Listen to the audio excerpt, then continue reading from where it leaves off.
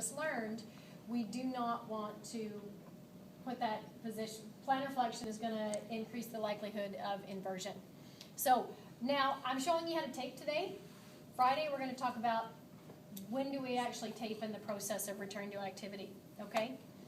All right, so the heel and lace pads, what I'm doing with these, again, here are your dorsiflexor and toe extender tendons.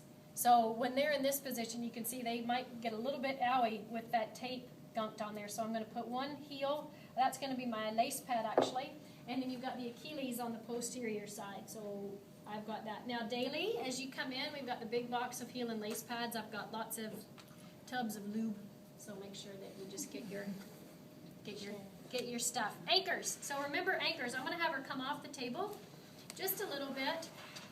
And you can look, I'm going to start off with anchors. There's going to be 3 just below the calf, and then I'm going to put 2 on the foot. Now we are not perfect cylinders, so you want to make sure that you angle the tape appropriately. So you're going to start at least below the bulk of the calf, because as that, we still want her plantar and dorsiflexing.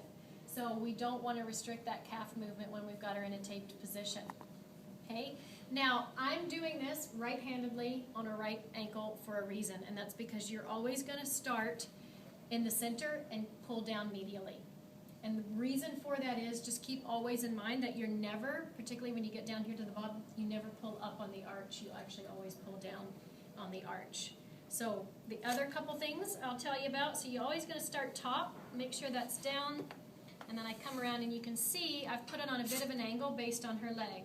Okay, so just depending on what the girth of the leg is, you're going to need to change the pitch of the angle. Now, one of the things we learned the other day is I always overlap by what?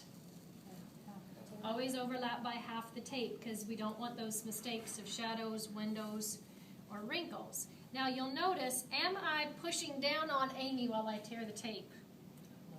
No, I've already got a little wrinkle there. We'll sort that out. No, I do not want to pull or push down on my athlete when I'm putting on the tape. You want them to be pretty comfortable.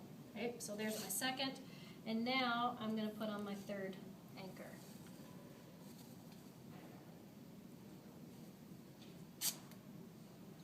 So there's your first 3 anchors. Remember, they are basically base strips that everything else is going to go into. All right.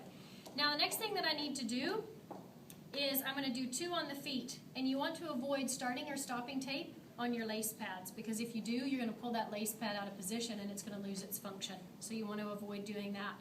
The other thing that you want to be very careful of is on the lateral side, your pinky toe is number 5.